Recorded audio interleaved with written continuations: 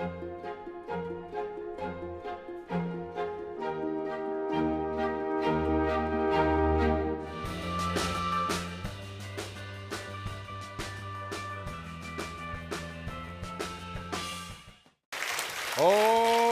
freedom over me, and before I'll be a slave, I'll be buried in my grave and go home to my Lord and be free. Fable has it that if the surviving lions don't tell their story, the hunters will get all the credit. I want to share with you a story of one of the greatest lions in our pride. In 12 years and 4 months, from 1956 to April 4th, 1968, with the exception of Abraham Lincoln and the Emancipation Proclamation, the Reverend Dr. Martin Luther King Jr. may have done more to achieve racial, political, social justice, and economic equality and access to economic opportunity than any other event or person in the previous 400 years' history of the United States. I am sometimes asked, Professor Jones, who do you think today is most like Martin Luther King Jr.? So I answer the question with my own question. Who today do you think is most like Michelangelo? Like Mozart, like Copernicus, like Galileo, Shakespeare? No one. And just to make my point clear, and I want to be sure that you here understand the position in the pantheon of American history. If you were fortunate enough to be alive during that 12-year period, if you were fortunate enough, then let me explain to you metaphorically what I just said. If you went outside at midnight and looked up at the sky during that 12-year period, and you saw the sky covered with stars, but you saw suddenly a shooting star of such incandescent brightness, brighter than any star you'd ever seen in the heavens. That star, my friend, was the Reverend Dr. Martin Luther King Jr. We will never, never, ever, ever see that shooting star in a millennium or in our lifetime. St. Augustine said, hope has two beautiful daughters. Their names are anger and courage. Anger at the way things are, and courage to see that they do not remain the way they are. Notwithstanding the innovative progress in diagnostic medicine, treatment of illnesses, advances in the technology of communications and terrestrial travel and in outer space, and in the production of food and shelter, the existential challenge of the 21st century that Dr. King presents to us is whether or not we will commit ourselves to the current and future policies of governance that encourage and foster violence or nonviolence as a rational choice for resolving our disputes or resolving the disputes between nations and people. In a speech in 1967 captioned America's Chief Moral Dilemma, he said, quote, "We suffer from a kind of poverty in spirit which stands in glaring contrast to our scientific and technological abundance. We have learned to swim the seas like fish, fly in the air like birds, yet we have not learned the simple art of walking the earth like brothers. The legacy of Martin Luther King Jr.'s commitment to nonviolence remains unequivocal and unambiguous. This legacy is predicated on his belief that our ability to survive internationally and domestically is limited to only two choices: nonviolence or non-existence, nonviolence or co-annihilation. We gather here today only a few days before the 50th anniversary of his call to us to dream to be the best that we can be. When will we rise up in one loud collective voice and say in response to this legacy, once and for all, that the choice of violence is not an option to resolve the inevitable disputes and conflicts that will occur among us in society? The defining issue today is not those rights and protections guaranteed under the Second Amendment to our Constitution. No, it's not the Second Amendment. It's the moral injunction of the sixth of the biblical commandments: thou shalt not kill. Nonviolence, as we have heard earlier, is based on love. Nonviolence based on love does not mean we love people because we like them or their attitude, acts in ways that appeal to us. We love them because God loves them. Love as the foundation of nonviolence means that we have the capacity to love the person who does the evil deed while hating the deed that he or she does. Philip Cosino, in his book Beyond Forgiveness, Reflections on Atonement, reminds us, throughout history, people have had to make difficult, even heart-rending decisions about how to respond to the suffering they have endured at the hands of other human beings, or the pain they themselves have inflicted upon other people. And he says, quote, over and over we are confronted with the dilemma of how to respond to the cruelty and suffering that can pervade our lives. Do we forgive or do we retaliate? Should we make peace or exact revenge? Can we live alongside our enemies or do we seek retribution? The instinct to be vindictive may be as old as stone, but the impulse toward the reconciliation runs like an ancient underground river. And of course, who can forget the profound challenge presented to us in Simon Wiesenthal's book, The Sunflower, on the possibilities and limits of forgiveness? Simon Wiesenthal asked a number of world leaders and great thinkers to respond to the question he posed to them, and that question was, you are a prisoner in a concentration camp. A dying Nazi soldier asks you for forgiveness. What would you do? In December 1964, when he was being presented with the Nobel Peace Prize in Oslo, Norway, Gunnar Jarn, then chairman of the Nobel Peace Committee, said in talking about Dr. King, he says, quote, Luther King's name will endure for the way in which he has waged his struggle, personifying in his own conduct the words that were spoken to mankind. Whosoever shall smite thee on thy right cheek, turn to him the other also. In Gandhi's teaching, this talking about Dr. King, he found the answer to a question that had long troubled him. How does one set about carrying out a social reform?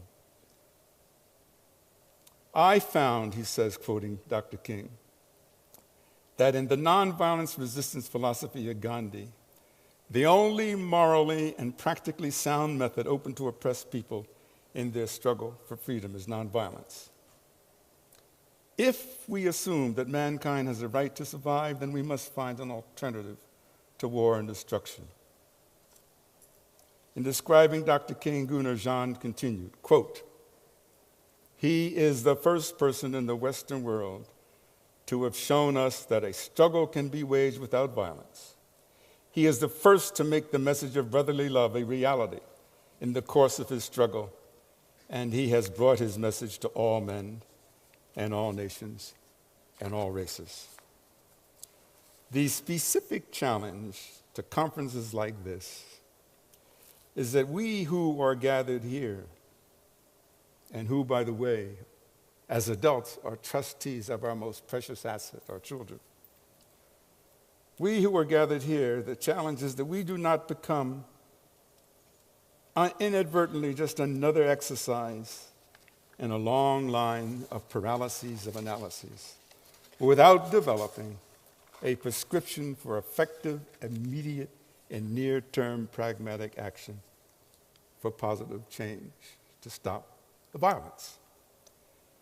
It is sometimes said, as a reference I heard Ariana say earlier, that the classic example of insanity is a repetitive application of the same social and political policies to the same problems in expectation of achieving a different result.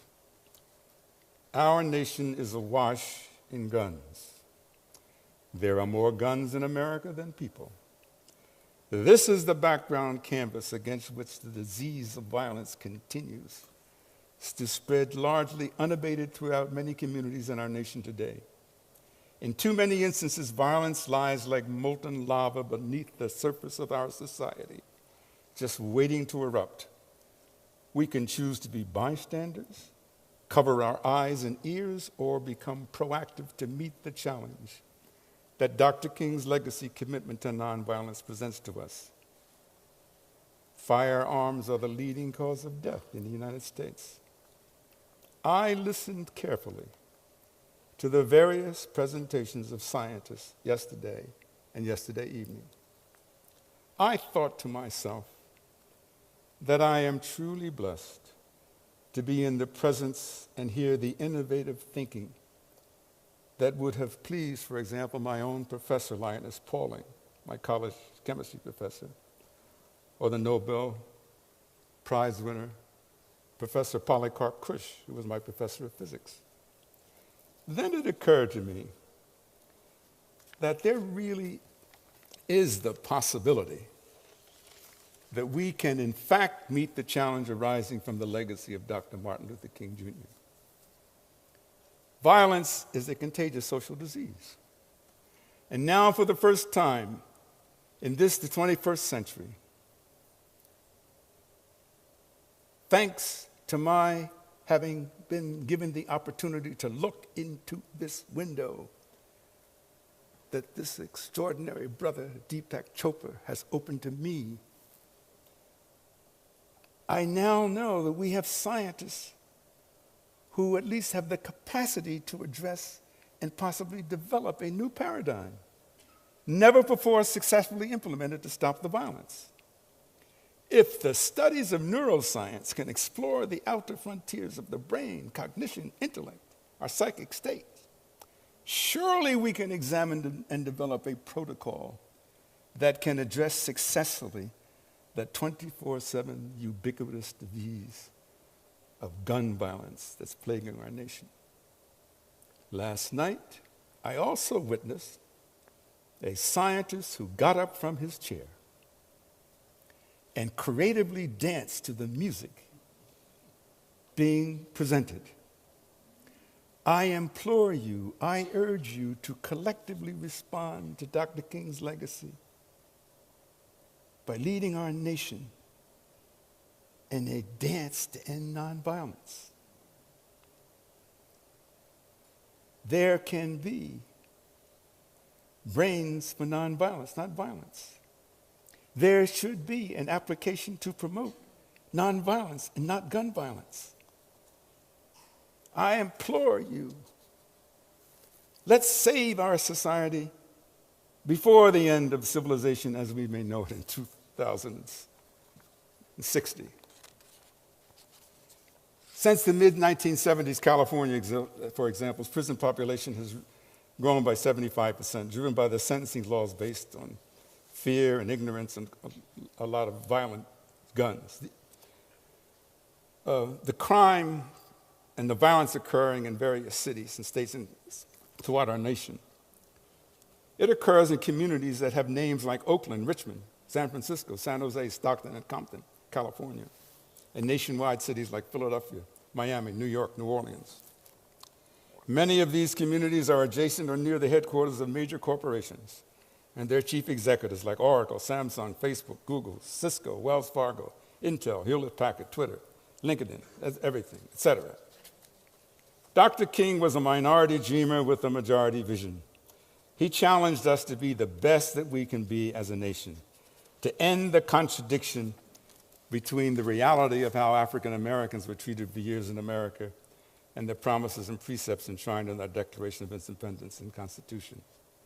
He was the moral compass of our nation, pointing the way from segregation and institutional racism of the 20th century to the bridge across the 21st century, based on a color-irrelevant, multiracial society predicated on the pursuit of excellence and the respect for one another, irrespective of gender, ethnicity, sexual preference, age, or religion. You know, the speech that Dr. King gave almost 50 years ago, the so-called I Have a Dream speech, is celebrated as it should be. But there was a speaker who spoke immediately before Dr. King at the foot of the Lincoln Memorial nearly 50 years ago. And he was Rabbi Yaakov Prinz of the American Jewish Congress, one of the participating sponsor organizations of the March on Washington. Part of what Rabbi Prinz said then is just as relevant and timely today.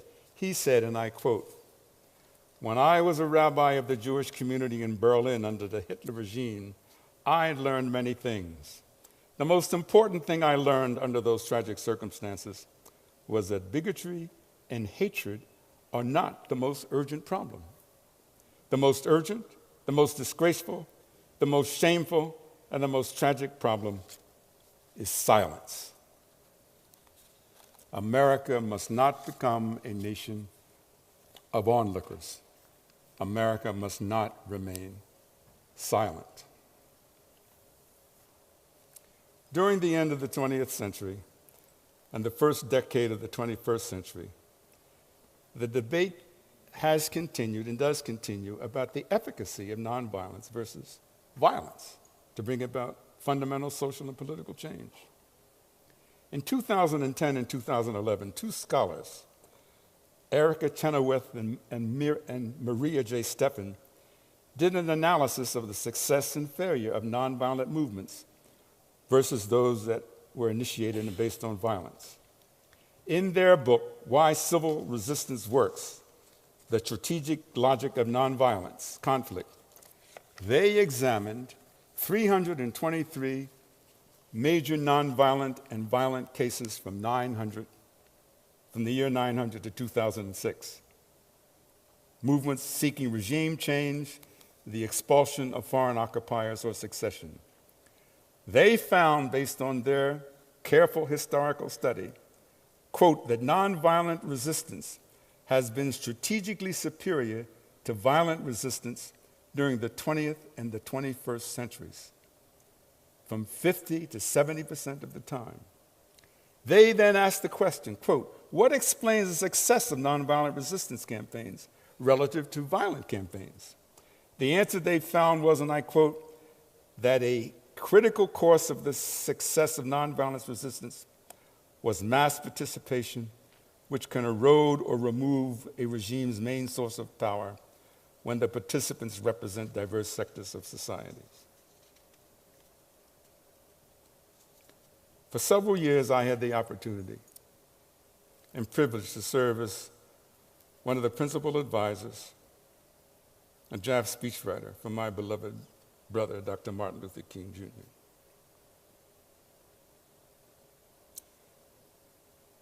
There was a time when there were many speeches and many subjects that we considered, particularly dealing with the question of violence versus nonviolence. We were very mindful of President Kennedy's opinion or statement, paraphrasing Thomas Jefferson when he said that those who make peaceful revolution impossible make violent revolution inevitable. On April 4th, 1967, 1 year before his assassination, Dr. King delivered a speech at the Riverside Church to the Committee of Concerned Laymen and Clergy. It was his first extensive public discussion of the then war in Vietnam. The speech was captioned, "Time to Break the Silence." Quote, over the past 2 years, as I have moved to break the betrayal of my own silence and to speak from the burnings of my own heart, as I have called for radical departures from the destruction of Vietnam, many persons have questioned me about the wisdom of my path.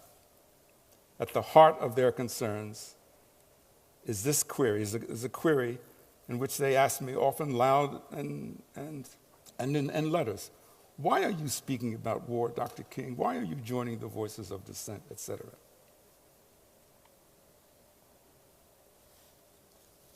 In 1967, in a speech right here, not in Los Angeles, but in the Fairmont Hotel in San Francisco, he said, our nation is so rich, so affluent, we often fail to see the poor.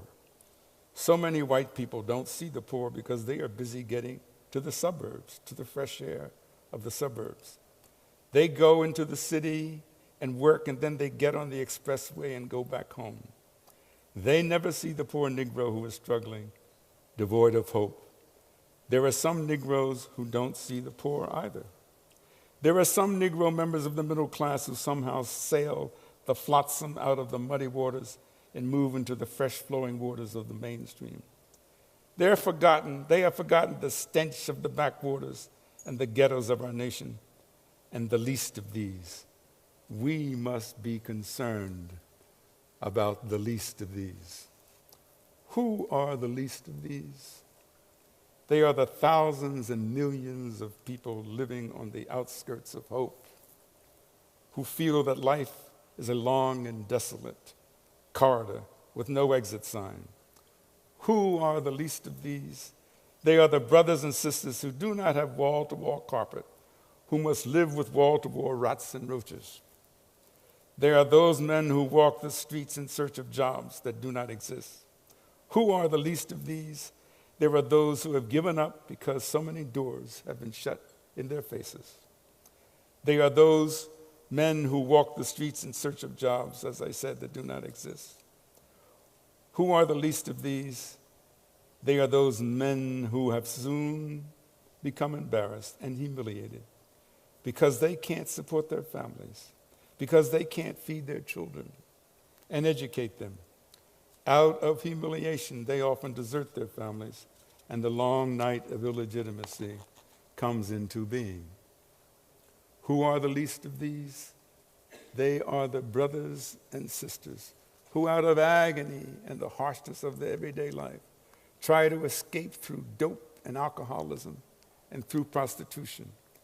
As I walk through the ghettos and look at my brothers and sisters who may be dope addicts and who may be alcoholics because of the system, I stand there not in arrogance before them, but I look at them and say, but for the grace of God, there go I.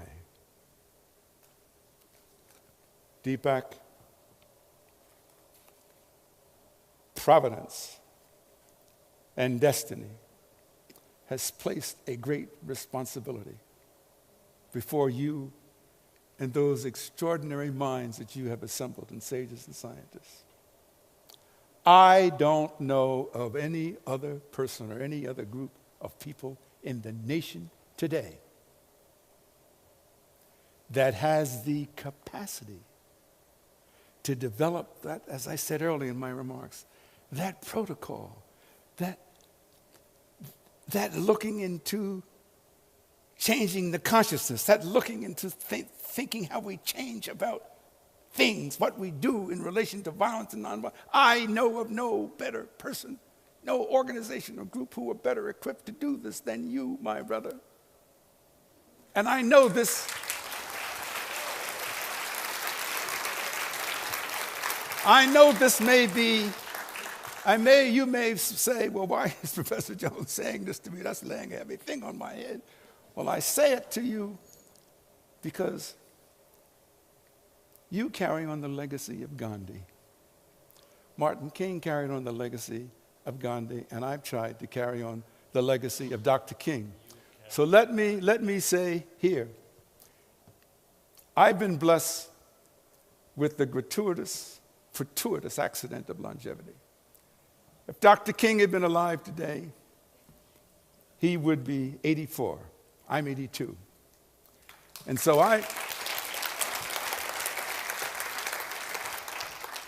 my pledge to you in commemoration of the 50th anniversary, my pledge to you is that I offer myself 24/7 as a soldier, as a partner, any way I can help you to do what I know you have the capacity to do. I've seen it. I've seen those scientists. You are right on the cutting edge. When it will occur, I don't know, but you're on the cutting edge of when you have the capacity to develop a paradigm that says it's not about violence, but it's about nonviolence, and it's based upon love. We may not be there yet, but I can see that we will get there, and you have the capacity to do it. God bless you, my brother.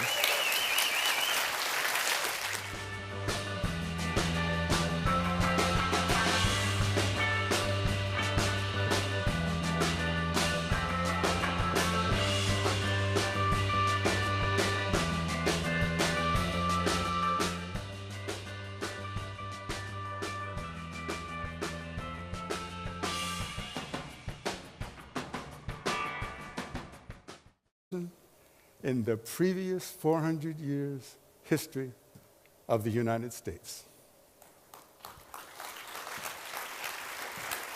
I am sometimes asked, Professor Jones, who do you think today is most like Martin Luther King Jr.? So I answer the question with my own question. Who today do you think is most like Michelangelo? Like Mozart, like Copernicus, like Galileo, Shakespeare? No one.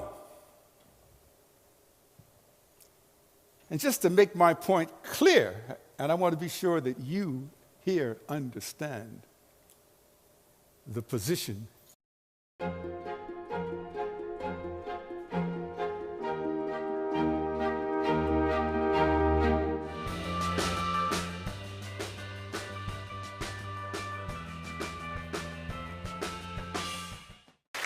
Oh, freedom over me, and before I'll be a slave, I'll be buried in my grave and go home to my Lord and be free. Fable has it that if the surviving lions don't tell their story, the hunters will get all the credit. I want to share with you a story of one of the greatest lions in our pride. In 12 years and 4 months, from 1956 to April 4th, 1968, with the exception of Abraham Lincoln and the Emancipation Proclamation, the Reverend Dr. Martin Luther King Jr. may have done more to achieve racial, political, social justice, and economic equality and access to economic opportunity than any other event or person in the pantheon of American history. If you were fortunate enough to be alive during that 12-year period, if you were fortunate enough, then let me explain to you metaphorically what I just said. If you went outside at midnight and looked up at the sky during that 12-year period, and you saw the sky covered with stars, but you saw suddenly a shooting star of such incandescent brightness, brighter than any star you'd ever seen in the heavens. That star, my friend, was the Reverend Dr. Martin Luther King Jr. We will never, never, ever, ever see that shooting star in a millennium or in our lifetime. St. Augustine said, hope has two beautiful daughters. Their names are anger and courage. Anger at the way things are, and courage to see that they do not remain the way they are. Notwithstanding the innovative progress in diagnostic medicine, treatment of illnesses, advances in the technology of communications and terrestrial travel and in outer space, and in the production of food and shelter, the existential challenge of the 21st century that Dr.